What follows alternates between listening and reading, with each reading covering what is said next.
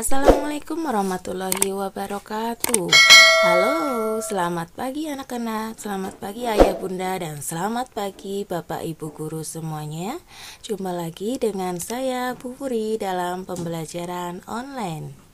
Sudah siap untuk belajar? Jangan lupa like dan subscribe ya, agar kalian tetap mengikuti video pembelajaran online bersama Bu Puri. Assalamualaikum warahmatullahi wabarakatuh. Jumpa lagi bersama Bu Ri dalam pembelajaran online. Kali ini kita akan belajar tema 1, organ gerak hewan dan manusia, subtema 2, manusia dan lingkungan, pembelajaran 2. Anak-anak, yang akan kita pelajari hari ini adalah materi bahasa Indonesia KD 3.1, materi IPA KD 3.1, dan SPDP KD 3.1. Adapun tujuan pembelajaran kali ini adalah kalian dapat mengolah informasi dan menentukan pokok pikiran dalam teks lisan dan tulis. Kemudian, kalian dapat menjelaskan alat gerak dan fungsinya pada manusia, serta kalian dapat membuat gambar cover buku atau sampul. Apakah kalian sudah siap, anak-anak? Simak video berikut ini. Nah, seperti yang kalian lihat, di sini ada gambar anak sedang bermain sepak bola. Dapatkah kalian menjawab pertanyaan berikut? Kegiatan yang nampak pada gambar di atas adalah... Ya, benar. Kegiatan tersebut adalah bermain sepak bola. 2. Kegiatan di atas termasuk permainan yang menggunakan... Benar, jawabannya adalah kaki. Yang ketiga, tempat yang aman untuk melakukan kegiatan tersebut adalah... Ya, tempat yang aman adalah di lapangan. Apa saja yang harus dilakukan sebelum melakukan kegiatan tersebut? Tentunya kita harus mempersiapkan tubuh kita agar otot-otot kita lemas. Jadi kita harus melakukan pemanasan. Anak-anak, masih ingatkah cerita tentang Benny? Sekarang simak kelanjutannya ya. Selesai membantu mengemas selada, Benny membantu Pak Anto memanen kol. Hasil panen kali ini sangat bagus, bentuknya bulat dan besar. Alhamdulillah Benny, hasil panen kali ini sangat bagus, sahut Pak Anto. Benar sekali Pak, bentuknya sudah seperti bola saja. Saya seperti ingin menendangnya saja, hehehe, canda Benny. Ah, bisa saja kamu ini Ben, sahut Pak Anto. Kamu senang bermain bola ya? Tanya Pak Anto. Ya, tentu senang Pak. Saya jago menendang, menggiring, dan menerima umpan loh Pak, sahut Benny. Nah, simak video ini lagi ya.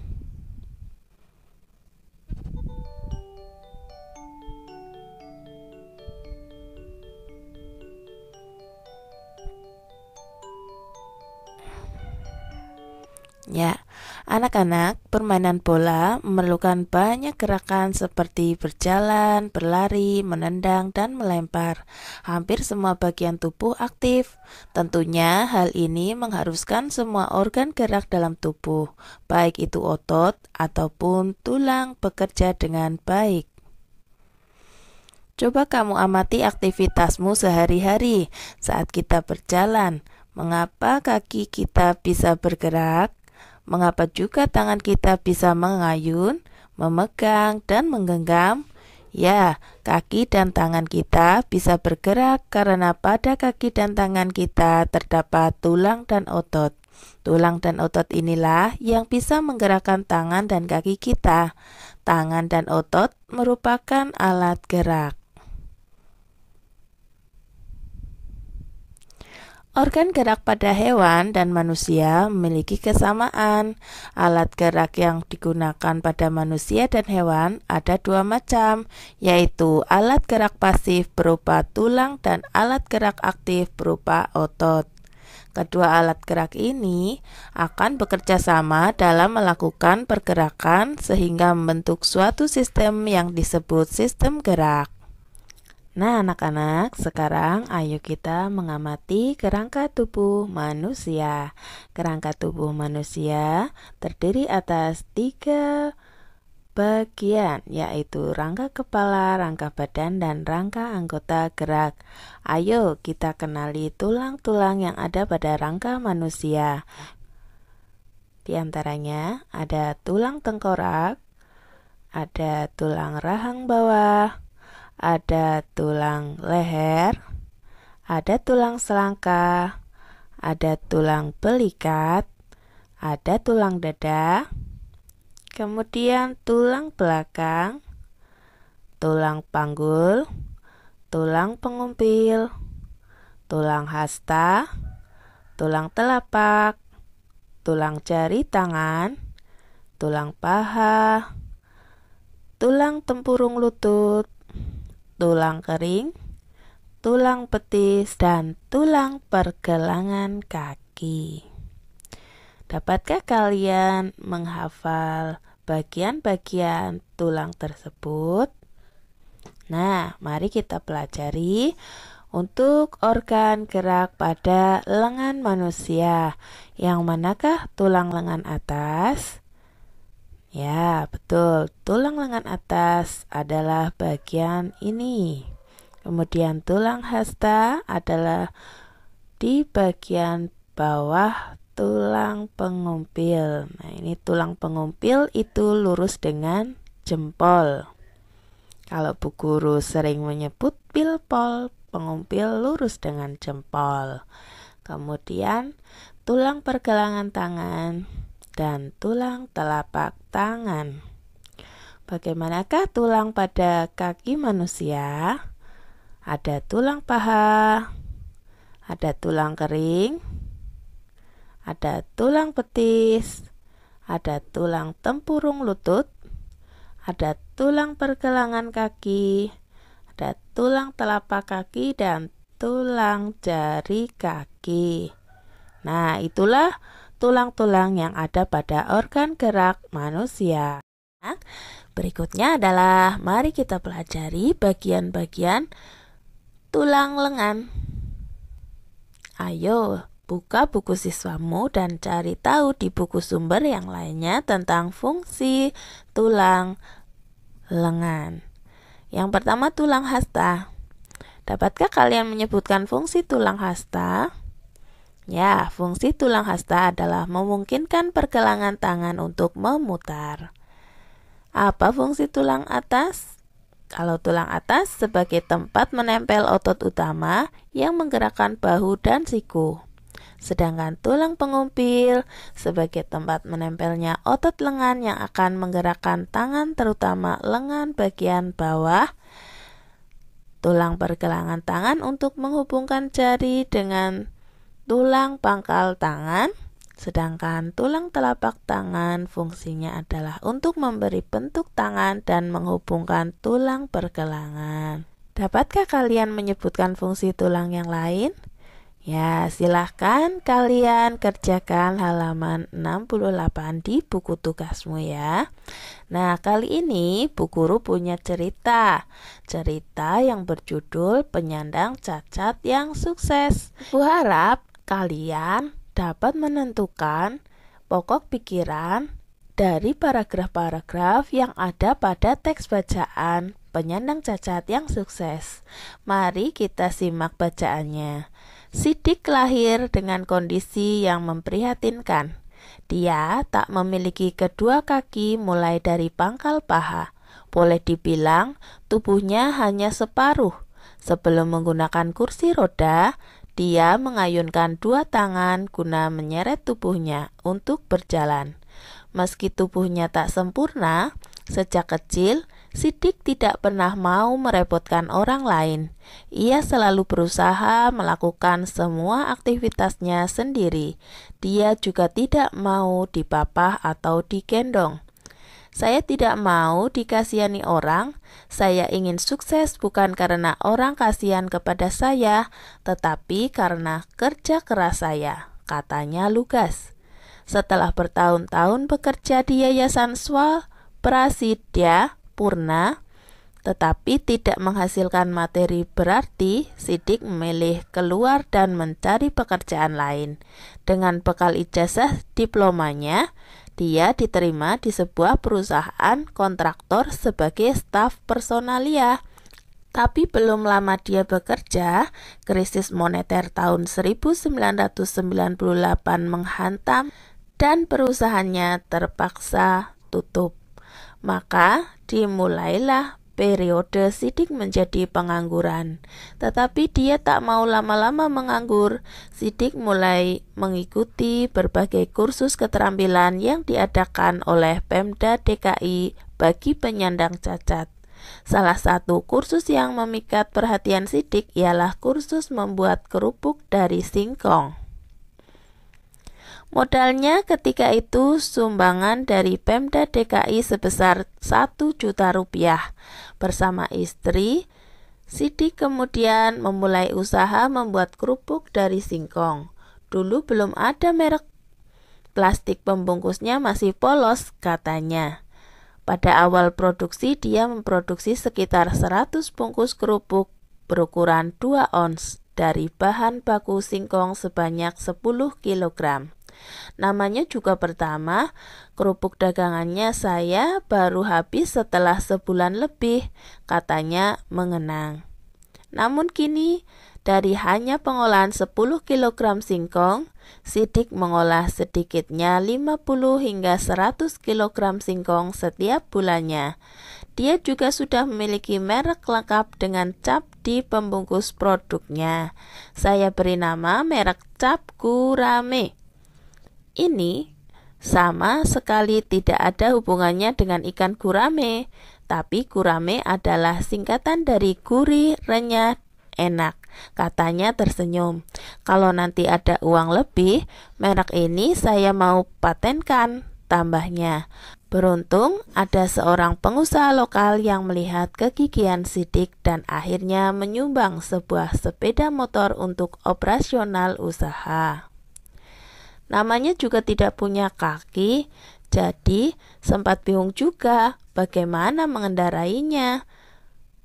Tetapi Sidik tidak kehilangan akal. Dia mendesain motornya agar tuas perseneling dapat dioperasikan dengan tangan. Dengan bantuan tukang las, jadilah sebuah motor dengan tongkat besi tambahan yang ditempel di perseneling dan injakan rem. Tidak lupa dia juga menempelkan gerobak di sampingnya untuk mengangkut muatan. Motor itu benar-benar membantu mobilitas dan produktivitas usaha saya, ujar Sidik. Saat ini Sidik terus mengembangkan pemasaran produknya. Setiap hari dia masih berkeliling ke koperasi-koperasi atau warung di seluruh pelosok ibu kota.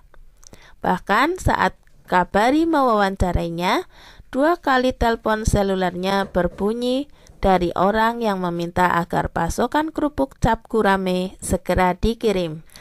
Kini, dari hasil usahanya, Sidik mengantungi keuntungan berkisar 1-2 juta rupiah per bulan.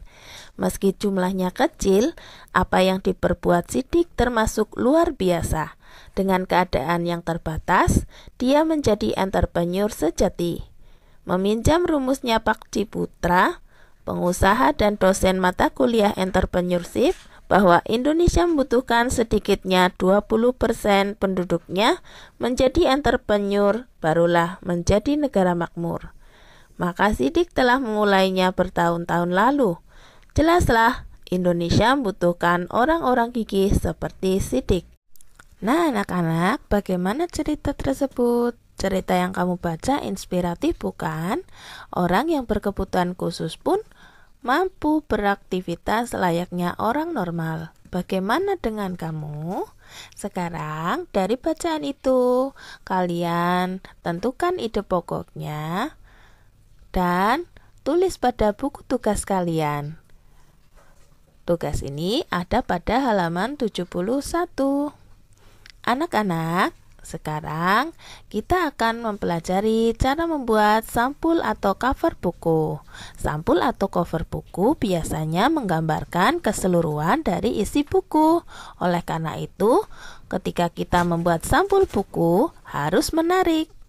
Cover yang baik atau sampul buku yang baik adalah yang bisa mempengaruhi dan menarik minat orang untuk membaca isi buku secara keseluruhan. Untuk itu, maka sebuah cover harus memenuhi unsur-unsur berikut. Yang pertama, terdapat judul dengan pemilihan jenis huruf yang menarik dan mencolok. Yang kedua, terdapat kalimat penjelas judul yang singkat dan mudah dipahami. Kamu lihat pada cover tersebut, kalimat penjelas judul adalah Penjaskes untuk SD MI kelas 4. Yang ketiga, terdapat nama penulis. Di sini, nama penulisnya ada pada bagian atas judul, yaitu Priyatno dan Marianto. Yang keempat adalah identitas penerbit. Identitas penerbit di sini adalah Pusat Perbukuan Kementerian Pendidikan Nasional. Kemudian yang kelima, menyertakan gambar yang menarik. Nah, kalian lihat gambarnya ada anak sedang berolahraga atau berlari.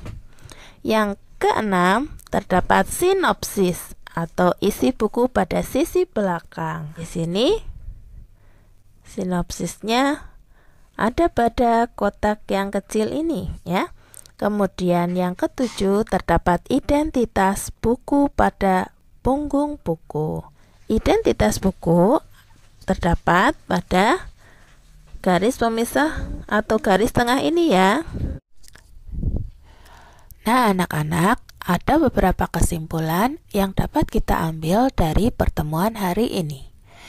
Yang pertama, semua aktivitas manusia menggunakan organ gerak dalam tubuh, baik itu otot ataupun tulang. Yang kedua, tangan dan kaki merupakan alat gerak manusia. Yang ketiga, tulang dan otot melakukan pergerakan sehingga membentuk suatu sistem yang disebut sistem gerak. Yang keempat, masing-masing bagian tulang manusia mempunyai fungsi. Yang kelima, fungsi rangka adalah membentuk tubuh. Yang keenam, keterbatasan fisik atau kurang sempurnanya organ tubuh bukan penghalang untuk meraih kesuksesan manusia. Yang ketujuh, cover atau sampul buku menggambarkan isi buku secara keseluruhan. Jadi, harus terdapat unsur-unsur seperti judul, kalimat penjelas judul, nama penulis, identitas penerbit, gambar yang menarik, sinopsis, dan identitas buku. Demikian anak-anak materi yang dapat Ibu sampaikan hari ini. Selamat belajar. Jangan lupa isi tugas yang ada di buku siswa. Wassalamualaikum warahmatullahi wabarakatuh.